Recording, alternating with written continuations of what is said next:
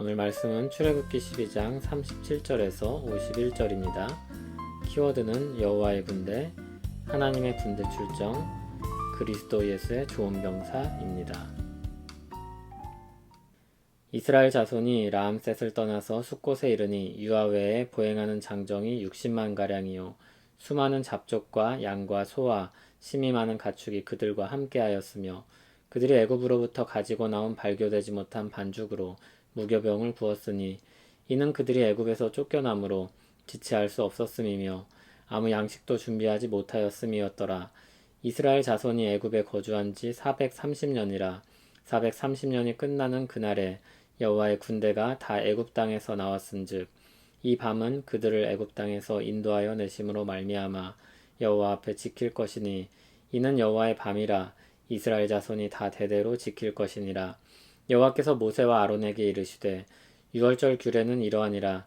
이방 사람은 먹지 못할 것이나 각 사람이 돈으로 산 종은 할례를 받은 후에 먹을 것이며 거류인과 타국 품꾼은 먹지 못하리라. 한 집에서 먹되 그 고기를 조금도 집 밖으로 내지 말고 뼈도 꺾지 말지며 이스라엘 회중이 다 이것을 지킬지니라. 너희와 함께 거류하는 타국인이 여호와의 유월절을 지키고자 하거든 그 모든 남자는 할례를 받은 후에야 가까이하여 지킬지니 곧 그는 본토인과 같이 될 것이나 할례 받지 못한 자는 먹지 못할 것이니라.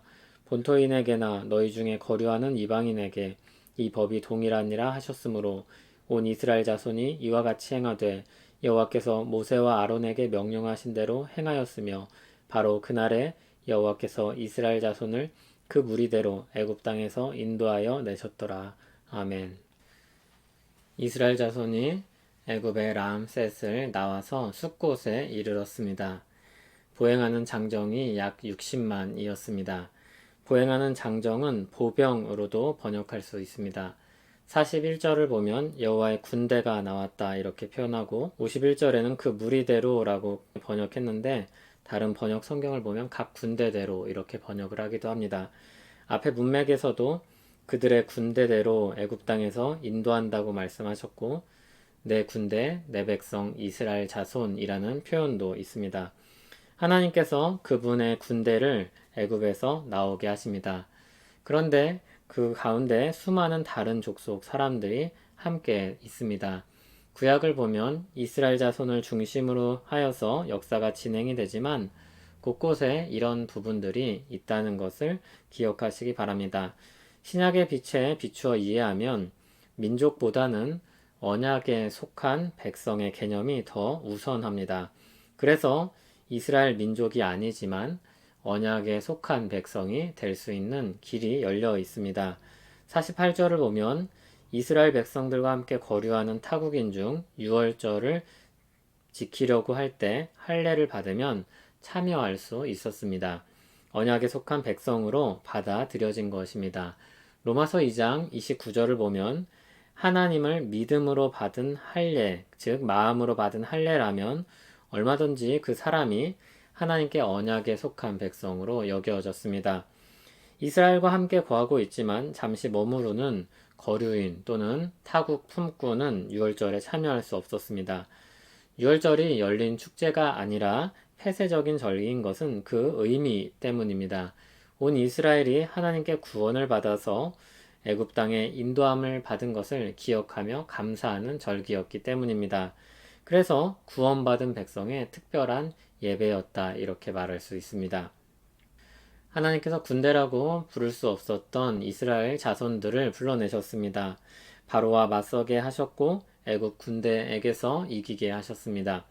엄밀히 말하면 이스라엘은 그때 한 일이 없습니다. 전쟁을 치르지도 않았습니다. 바로와 싸울 때 모세와 아론이 대표로 섰지만 하나님의 능력과 말씀을 받아서 선 것뿐이었습니다. 이스라엘 백성들은 그때 아무것도 하고 있지 않았습니다.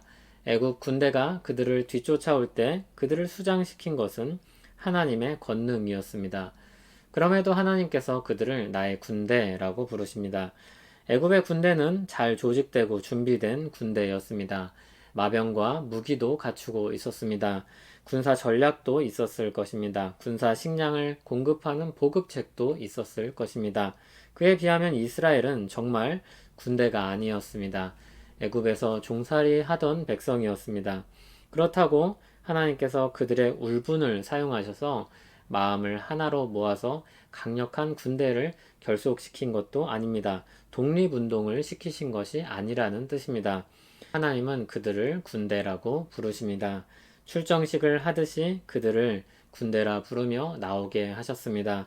어린 양의 피로 죽음이 넘어간 유월절과 언약 백성의 표지인 할례를 받은 그들을 하나님의 군대로 세우십니다. 그리고 그들에게 주실 땅을 향해 출발하게 하십니다. 그리고 이제 곧 그들을 훈련시키실 것입니다. 예수님을 믿는 사람들은 그분이 우리를 위해 달리신 십자가 은혜를 믿음으로 세례를 받고 그분을 기억하여 믿음으로 성찬에 참여합니다. 영적으로 이스라엘이 된 사람들입니다. 하나님의 언약 백성입니다. 그리고 하나님의 군대이기도 합니다. 사도 바울은 에바브로디도에 대해서 말하면서 그가 나의 형제이며 함께 수고하고 함께 군사된 자라고 불렀습니다. 빌레몬서를 보면 이런 표현이 나옵니다. 우리와 함께 병사된 아키뽀.